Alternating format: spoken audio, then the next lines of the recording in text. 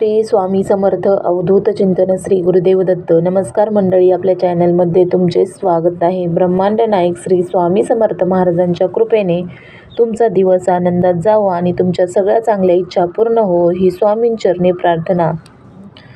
स्वामी भक्तांनो, आपण कुलदेवता म्हणजे आपल्या आईच्या ठिकाणी असते आणि या कुलदेवतेच्या 4 गोष्टी आपल्याला आवर्जून करायच्या आहेत. आपल्या कुळाचा जी उद्धार करते त्या देवतेला कुलदेवता असे म्हणतात. प्रत्येकाची कुलदेवता ही वेगवेगळी असते. आपल्याला आपल्या कुलदेवतेची नियमित उपासना करायची असते.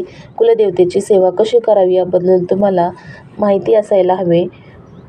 काही गोष्टी माहीत असो किंवा नसो, परंतु काही अशा महत्त्वाच्या गोष्टी आहेत ज्या तुम्हाला माहिती असायलाच हव्या आणि त्या तुम्ही कुलदेवतेसाठी करायलाच हव्या. चला तर पाहू कोणत्या आहेत त्या गोष्टी, जाणून घेऊया. व्हिडिओ स्किप न करता शेवटपर्यंत नक्की बघा. कुलदेवता हा शब्द कुळ आणि देवता या 2 शब्दांनी मिळून बनला आहे. कुळाचे देवता ती कुलदेवता. ज्या देवतेची उपासना केल्यावर मूलाधार चक्रातील कुंडलिनी शक्ती जागृत होते, म्हणजेच आध्यात्मिक उन्नतीला आरंभ होतो, ती देवता म्हणजे कुलदेवता. कुलदेवता ज्यावेळी पुरुष देवता असते तेव्हा तिला कुलदेव आणि जेव्हा ती स्त्री देवता असते तेव्हा तिला कुलदेवी असे म्हटले जाते. ही कुलदेवतेबद्दलची प्राथमिक माहिती आहे. पण कुलदेवतेची सेवा करणे म्हणजे काय, तर आपल्या कुळाची देवता म्हणजे जी आपले रक्षण करते, म्हणून आपण तिला आपल्या कुटुंबामध्ये किंवा आपल्या कुळामध्ये सगळं सुरळीत चालावं यासाठी आपल्याला कुलदेवतेची उपासना करणे आवश्यक असते. त्यामध्ये मुलांची शिक्षणं असतील, लग्न असतील, आपल्या घरातील आजारपण असतील, या सगळ्यामागे बऱ्याचदा कुलदेवतेची उपासना व्यवस्थित न होणे, कुळाचार व्यवस्थित न होणे ही सुद्धा कारणे असतात. आपल्या कुळाची आई, आपल्या कुळाचा देव, तो आपल्या संपूर्ण कुटुंबाची पावलोपावली रक्षण करत असतो.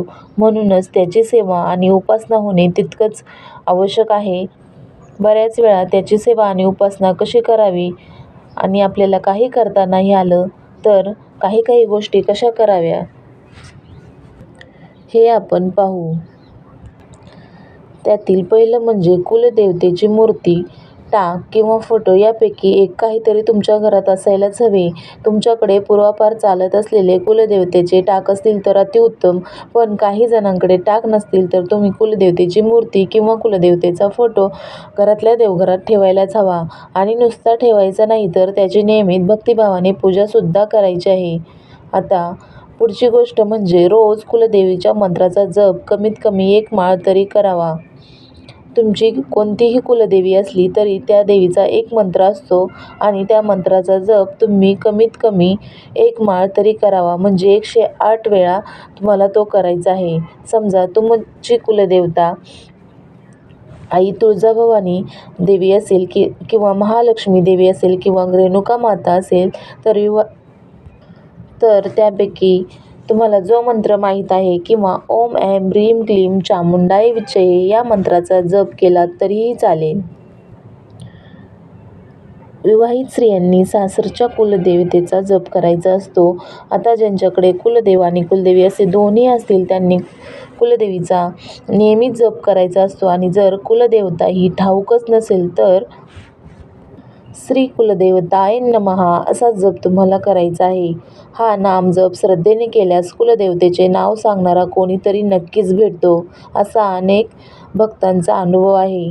श्री कुलदेवताय नमः हा जप देवतेच्या तारक तत्वाशी संबंधित असल्यामुळे कुलदेवता शब्दातील दे हे अक्षर उच्चारताना थोडंसं लांबवावं.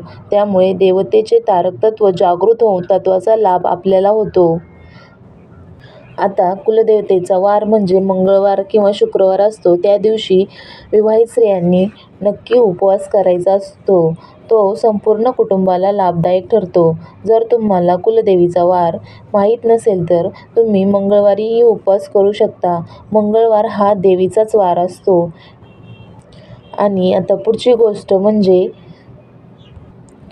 वर्षातून एकदा तरी संपूर्ण कुटुंबाने कुलदेवीचे दर्शन घ्यावे आणि घरातल्या विवाहित महिलांनी देखील देवीचे दर्शन घेतल्यावर देवीची ओटी अवश्य भरावी.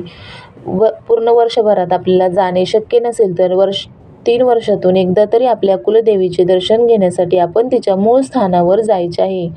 आपल्या आध्यात्मिक उन्नतीसाठी ज्या कुलदेवीची उपासना करणे आवश्यक आहे. कुळातच भगवंत आपल्याला जन्माला घालत असतो. त्या देवतेला कुळाची कुलदेवता म्हणतात.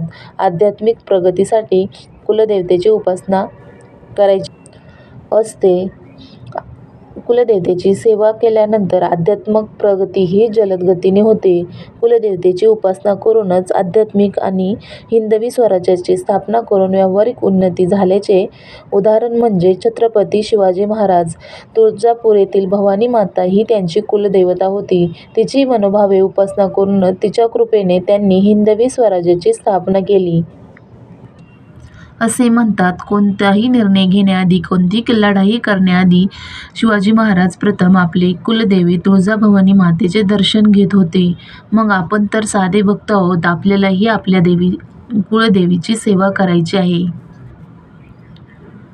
चला तर मग व्हिडिओ आवडला असेल तर लाईक करा, शेअर करा, चॅनलवर नवीन असाल तर सबस्क्राईब करा आणि नोटिफिकेशन बेल चालू करा.